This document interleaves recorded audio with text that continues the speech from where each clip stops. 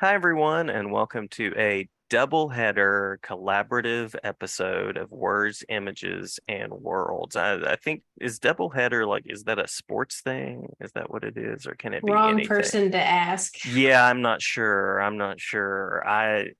As a teacher, I went to a lot of professional baseball games as like the end of the year reward trip, and it was like the third time that I'd been that I finally found the scoreboard. So we'll still run with the metaphor of a double header, whatever that happens to be. But delighted on this episode to be talking and mixing my sports metaphors with the collaborators and co-creators of this graphic novel. I'll hold it this way so it doesn't disappear. Dear Rosie, and that is Meghan Boehman and Rachael Briner. Thank you both so much for joining me for a talk on this Sunday afternoon. Thanks so much for having us. We're really happy to Thank be you. here. Yeah, my pleasure. Absolutely my pleasure. I enjoyed the book a great deal. Former middle grades teacher and former literacy professor, and just all around comics, book, and graphic novel enthusiast. So you're bringing together a lot of what I love and a lot of what I enjoy. So I'm guessing this is not the first time that the two of you have met. I'm guessing No. No, not. not at all. That So, is good. yeah, Rachel and I actually have known each other since second grade. But we were enemies for about 12 years after that. Oh wow. Yeah, Yeah. all of Like, elementary and middle school. Yes. we hated each other. We were like, oh, that girl's the other artist. She Oh, sucks. Yeah, I would there walk was down the halls and I competition. would, Yeah. yes, I'd see the beautiful art on the wall and I'd be like, oh, lovely. I'm like, oh, Megan. Ugh, it's her. So you chose to sort of do the Captain Planet route and combine your powers. Well, what Yes. happened was in high school, we found that one of our classes, we had 7 out of 8 of our classes that year were in the same class together. Hmm. And it kind of just seemed inevitable that we'd become friends. I should say that Megan kind of just started talking to me, and I didn't resist at all because that's how I made friends back then. So, Yeah, I kind of talked at her for about 6 weeks before she finally gave me a word in. But before that, do you want to tell the story about in our animosity in sixth grade? oh, okay.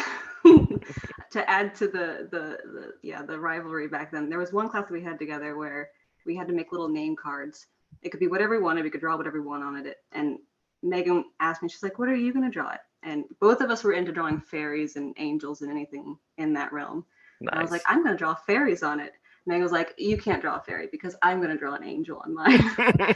And looking back, I'm pretty sure Megan was kidding, but I did not know that, and I was furious. I'm pretty sure I was like, I'm gonna draw a notebook then and draw a fairy in the notebook to like get around it. It's A funny to look back. technicality. Yes. Yeah. Rachel was always, she had a better grasp of drawing human anatomy in middle school than I did. So we were Hmm. taught early on in elementary school, they were like, okay, when you draw a human head, it's an egg shape. And I understood that to be the opposite egg shape, where the point was at the top. Ah, yeah, yeah. So I drew like upside down head shapes until I was about 14. And Rachel was drawing normal heads. And I would look over at her like delicate fairies with their lovely anatomy and proportions and just see my like hulking egg people. And I was like, oh, I can't compete with this. You could have a really interesting book though that, brings groups of people together based on the shape of their head. Maybe Maybe there's maybe that's a something there. stretch. SNL did it with Coneheads, so Nice. there's Ah, that at least. Yeah. Yeah. They've paved the way for us. That's right. That's right. So as you've been working on Dear Rosie, are you still rivals? Have you started getting along? What's the collaborative process like now? well, I think we learned once in high school, once we became friends, we kind of learned that we provided a healthy amount of competition, or like so that we could use each other to grow rather than fight. So the Hmm. rivalry, I think, is long dead. At least I hope so, unless Megan has something to tell me. I have my secrets. Ah, ah, yeah. So Yeah. what was the process of going through the book like together? Say, Megan, do you want to go or do you want me? Well, so initially, Rachel and we did this web comic for about 4 years. It's called Pig and Pug, and it was a child pun-based, very silly comic. And we used that as a way to kind of like learn about comics and learn about short form comedy. And we were living on opposite coasts, so it was a great opportunity for us to stay in touch. We did a comic once a week for 4 years. Nice. And at the end of that, we had about 3 fans, 2 of which were my nephews. And we're like, okay, we have to stop doing this comic, but we've done it for 4 years and we wanted to transition into doing longer form. And initially we wanted to do young adults, and then we realized that the stories we were writing were actually middle grade. Mm-hmm. So we started writing and doing the pitch process for a longer book and trying to get an agent and really break into the literary world. Do you want to talk a little bit about what our process was like from there, Rachel? Sure. So since we've been working together for so long, I feel like this is probably not a process that most people would go through. Meghan and our co-writer, Tom Pickwood, they did all of the writing part. Once the script was finalized, I went through and thumbnailed most of it. And then while I was doing that, Meghan was designing all of the characters, including all like the wacky side characters, a group of incidentals that we could pull from. Mm-hmm. And then we took all the thumbnails and we like divvied up like half and half, just so that I would sketch half the pages and Meghan would sketch half the pages. And I try to keep it cohesive because our styles are similar, but not like identical. So I went through and inked all of the characters, and then Meghan went through and inked all of the backgrounds. Nice. And then color, we didn't have a ton of time. So our co-writer, Tom, helped us. I think it broke down to each of us ended up coloring like a third of it in order to like get to the finish line. And so a lot of like passing pages back and forth, which is good though, because it plays to our strengths. And I think it made for a really wonderful product. That's Yeah. wonderful, because so many times I hear about collaborations where, I was sort of joking when I jumped in and said, have you two met? But sometimes people don't actually meet. It's sort of like you do the scripting and then you hand it off and then someone else. But it's cool that you were both sort of integrated in all parts of it, and from the thumbnailing to the inking to the coloring to everything. Yeah, I'm pretty sure by the time like a page is finished, it's been seen by everyone like 8 different times at least, if not more. Just back and forth, back and forth. Yeah. It's definitely a very unique process that I don't think we could duplicate with anybody who we haven't known and worked with for so long. Mm-hmm. Because we have a good relationship where we can be like, Rachel, this looks bad, or Meghan, you drew this terribly, and we can just kind of really react well to that criticism and not be like, oh, I'm crushing this person's dreams, or this person's being mean to me. It's very healthy and productive. Well, we also both come from animation work as our day jobs, and so we're both worked similar to us, like the same kind of pipeline. And so it's not like we're used to, it's all set up in the same way, and we're used to working that way. So it's not. We're used to working on a team and in a specific workflow, as opposed to like grappling for power of like who is the real runner of this project. We just kind of like, as Rachel said earlier, fall into our roles that play to our strengths. Love it. Yeah, I have a friend that calls it waving, when you sort of, we do some academic writing together, which is a different thing, but so you sort of take a pass and then wave it on and then wave it back. And so by the end, it's sort of like, well, that's a little bit of me right there, but then also that's this person, and it all comes together really nicely. Yeah, it's hard to see where one part started and the other part ended by the time you're done. It's very cohesive, you hope. Yeah. And you also have, you mentioned that you met in 2nd grade. So you have this sort of created universe that tapping into the sort of the back matter in the book, set in a town that you're both familiar with, and animal characters that are based on creatures that you would sort of find around this town.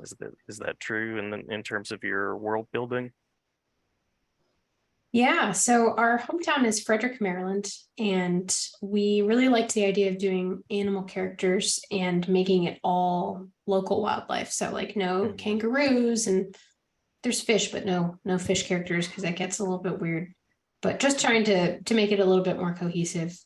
But yeah, having somebody else who understood the town and like the weird little things about it. Oh, this little restaurant that's been here forever, or the weird urban legend. And it's nice to just kind of to work on something with somebody else who grew up there and understands what the town feels like. And just to be able to kind of give the story a little bit more life than just kind of like a random setting. We were hoping, at least, because it's not specifically set in Frederick in the story, although we've designed a lot of the places, like in our heads, it's set there. So people that are from here will definitely notice things. Love it. Love it. And you get to share that visual space to sort of go, oh yeah. Yeah. Any surprises along the way of little details that you sort of dropped in? I don't know about surprises, but one thing kind of in that realm was, I remember the laundromat that we were making, Megan was like trying to source the image from it. She's like, do you remember that one laundromat that was on this corner of this street? I can't find any photos of it. And it was fun to like kind of like hunt it down because it had been like renamed and bought over how many times at that point. And so fun details like that were fun, where you'd be like, we need this one specific imagery, this really reference image, quick, send your brother out there and like see if he can get reference photos. And so that was one thing that I enjoyed, not so much a secret or anything like that. Yeah, I guess the laundromat is our that is kind of a secret, because years and years ago, my family, when we would drive into downtown Frederick, I would be sitting in the passenger seat in the back, staring out the window, and we'd always drive past this laundromat on these like old historic houses in downtown. And there was always like this colorful cast of characters like sitting on the ledge of the laundromat waiting for their laundry to be done. Every single time I looked at it, I was like, I want to know the story about that place. I want to know, these people look so interesting. They just look like characters. And eventually, as Rachael said, it got bought out and changed. And that was probably like 15 years ago at this point. But we set it in the same building. Love it. And we designed it so anybody who is from Frederick should know where that is. I mean, we made the buildings on either side like the same street, and tried to, integrate that mystery that was in my head as like a 10-year-old trying to come up with a story. Finally was able to find a way to integrate that into a story of our own. Love it. Love it. And so in addition to sort of this kind of fun shared space, you all are tackling some really emotional ideas, and I don't want to give anything about the book away because it's out this week. Yes.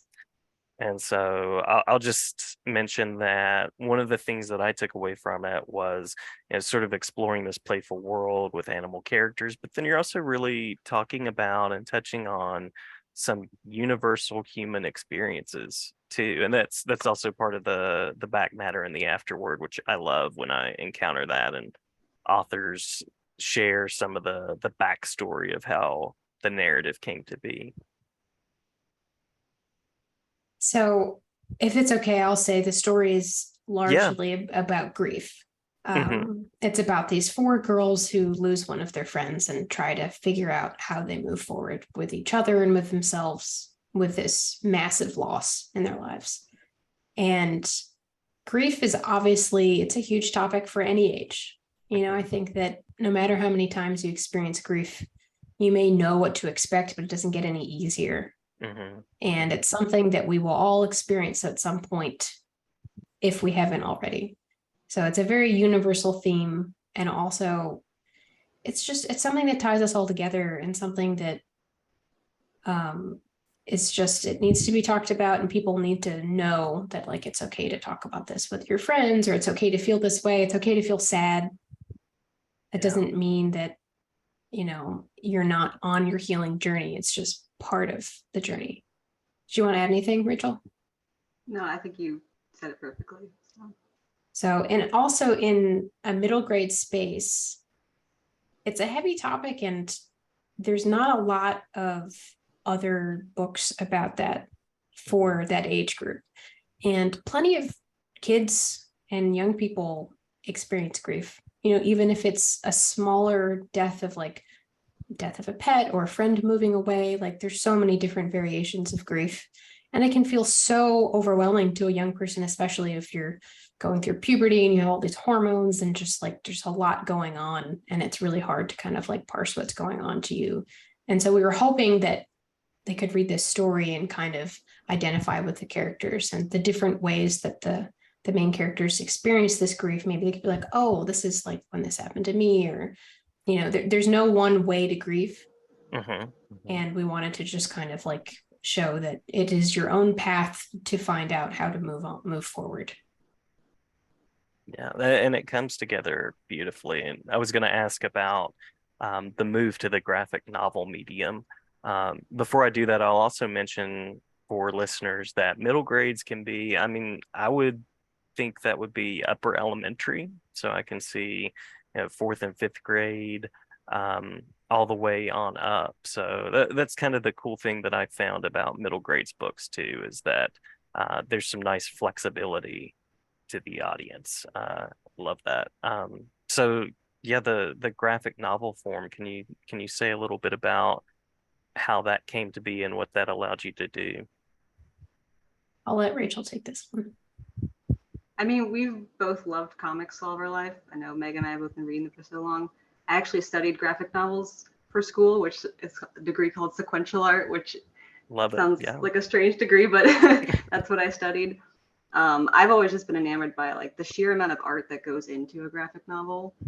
Like when you think about making art, just like every single panel is its own little art piece, and then all of them have to work together, and then you get it's working on everything: design, color, storytelling. And so that's what I fell in love with. And so for me personally, like I'm not a prose writer, and so for me there was never any other option. I know Megan's done prose writing, but I'll turn to her for why she would say comics. Well, just to second that, I also have always loved comics, but my background is in animation. I studied 2D animation in school, and I had, delusions of, oh, I'm going to be a director of feature films. And once we graduated and entered the workforce, I'm like, oh, that's a little unreasonable. And also, I don't think I want to do that. But Mhm. so we made a couple short films that Rachel and I collaborated on, and that was fun. But it took like 2 years to do a 2-minute short film because we were also working full time. Yeah. And while it was a very rewarding experience and I wouldn't change that, I was like, I would kind of like to tell some longer stories, do a more complex narrative than what the short film has to offer. So comics were the easiest way to achieve that because we're not going to animate a feature. That's insane. Would like to, have a life for the next 30 years. That makes sense. That makes sense. It's laborious, I'm sure.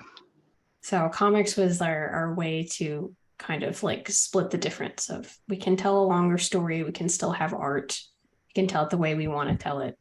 And we can also still be in the driver's seat for it because it was really, we have a great relationship with our editor, Erin, and she's very insightful, but she doesn't try to change what we do. Like she Mhm. doesn't say, oh, you have to make it this way. She'll say, this part isn't working. Why don't you revisit this? Or what about, like, she'll just offer suggestions. And they're very insightful suggestions. So they lead us down the path to making it correct without feeling like somebody is like, oh, well, you should just make it this way because this is what I want to do. And Yeah. we have a lot of creative freedom, which is nice. But seconding what Rachel was saying about how much work it is, I think because neither one of us had made this length of a project in this amount of time because we did it in about 8 or 9 months, start to finish. That's a pretty Working fast full time. process. Because we had the outline written that still had some drafts in that time, but that we did all of the art start to finish in that time. And it was 201 pages. And at the end of the drawing stage, when we were partway through inking, I decided to torture ourselves and count the number of panels. I lost count somewhere along the way, but it was close to 1,000 panels. And I was like, why did I do this? Because now we have to ink and color all of these. We were also both working in animation full time, so we were Yeah, doing we were this on both top working of full that, which time. was a Wow. lot. So it was a Yeah. marathon, not a sprint, because it was like every night, every weekend, we would work for a little bit and try to, not incur any repetitive stress injuries because we had to work for 8 months. So it'd be like, oh, my arm's starting to hurt. I'll stop for tonight. Oh, I have a light work day. I'll get some extra hours in tomorrow, just kind of piecing it together one panel at a time. And man, it's so much work.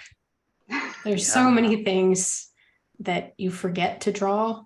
Mhm. Talking a little bit about the copy editing stage, which for a typical novel it's usually grammatical and other issues like that. And for ours, they're also looking at visual continuity errors, of Ah, which there were many. One thing we learned to never include ever again is clocks. Wall clocks. No. we're just gonna never have clocks in any universe we design, because every time we would have a clock, if we would copy and paste the same background, they would be Oh, like, the time hasn't changed. What time, or too much time has passed here. And so we Yeah. spent hours like adjusting the tiny hands on the clocks so that they're oh, wow. all I know. have We'd get notes like, continuity. if Millie was here at 3 p.m. and she's here at 4 p.m., can she still make it to here by 5 p.m.? Are the It's a clocks word problem. accurate? Yeah. It was like a math problem. Yeah, I know. It was like, this is too Which, much. I mean, they're important details. People will notice, like, there are people out there who will notice it. So we appreciate, like, the double check, well, quadruple checking everything. But yeah, it's a lot when there's 1,000 panels. When there's 1,000 panels and you're like, oh, I've done 12 passes of clocks. I'm tired of this. I would have never thought about that as a copy editing thing, but I can totally see that. Wow. Yeah. Yeah. So your characters now will just live in a time where they'll just sort of show up when they need to show up, and It will it'll be be no fine. time. Yeah, I like it. I think the world needs to operate this way. I think we're I too think so bound by the too. clock anyway. So I like that. It's a philosophical position. I like that. I like that. Um, so I was going to ask, and you touched on this a little bit with grief, but uh, what is it that you hope readers take away with them once they've read the book? And I'll also say, given the hours of time that you spent on it, once they've reread the book and then reread the book again and taken into account all of those parts of the panels, including the clocks. Rachel, do you want to chime in a little bit? Sure. I mean, I think the biggest takeaway is that grief and loss is really complicated. Trying to understand it more, and also learning that you can go to your friends for these complicated feelings, and that you should lean on your friends and talk to them about these problems. I think also a little bit, I think it brushed on a little bit about like changing friendship dynamics. Like the group is permanently changed and it's continuing to change, and that gets really hard, and it's going to continue to change throughout life. And so I think those would be essentially the biggest ones. Yeah, I think when I was younger and I first had a friend group or dynamic change, it was like life shattering. And then now as an adult, obviously you kind of learn to just kind of go with the flow. But you think when you make a friend when you're 8, it's going to be your friend forever, and that nothing will ever affect how you're friends with each other. Yeah. So, and that's not necessarily good or bad. It's mostly a neutral thing, but just learning that friendships, like everything else, develop and mature as time goes on. Yeah, and we hope they notice there's a lot of little details that tie in the story, that we're hoping that people on a second or third read may notice the little background things that we've added in. Oh, love it. Not just the clocks. And I'll say there's an element of mystery to the book. There's definitely the friendship part. And there's a lot of joy that seems to be part of the story too. Even as you're dealing with a topic like grief, there's a lot of joy that is brought into it. Means a lot. We're hoping to show that because, again, grief is not just all sad. Life is a mix of good and bad, and it's important to know that while you're grieving, you're allowed to be happy. Yeah. And you're allowed to take your joy as it comes. Yeah, absolutely. Absolutely. So the book is out this week, which means that I'll be dropping this pretty quickly. And final question, unless you want to add anything at all, is will the collaboration continue? Now that you've spent hours and hours and gone through the panels multiple times, are you still friends, and will it continue? We're mortal enemies now. We'll never speak again. Wow. No, in all seriousness, Rachel, you want to answer this? Oh yeah, I would just say, of course. I mean, yes. We've been working on pitches behind the scenes, and we're very excited. We're really hopeful that it won't be long before we're doing other projects together, because we would love to do this for as long as possible, forever, even through the highs and lows. I mean, I think overall it's a wonderful experience, and you know, we never bicker for long, and even then, it's usually us bickering with little old hens. So Yeah. The act of taking a story and putting it to page and illustration and seeing it come to life is like nothing else. yes, And it's such a euphoria to experience that I would love to do comics for the rest of my life. If it means, you know, working 2 jobs for 8 months out of the year, then so be it. Love it. Well, great testament to the power of the comic and graphic novel, and the beauty of friends working together and growing together as you go through copy edits. So thank you both. This is out this coming week, and again, it's Random House graphic. So they publish good things. They don't pay me to say that at all, but I'll just say I'm excited to share about this, and glad to have looked through it and read it. So gonna show it again there. There's the visual, and thank you both so much. thank you Thank so you much so for much having for us. having us.